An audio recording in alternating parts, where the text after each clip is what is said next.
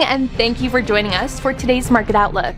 Joining me today is Emily from our trading room to tell us more about the recent developments. Emily?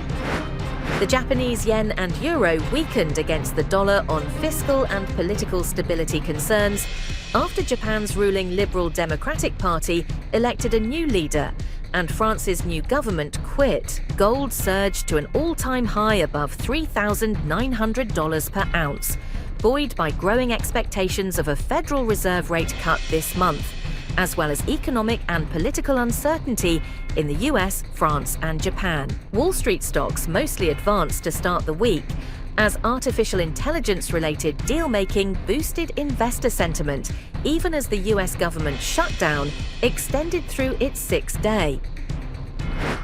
The dollar-yen pair saw moderate gains in the last session. The ultimate oscillator is giving a positive signal. The Bitcoin-dollar pair skyrocketed in the last session. The ROC is giving a negative signal. Gold prices skyrocketed in the last session.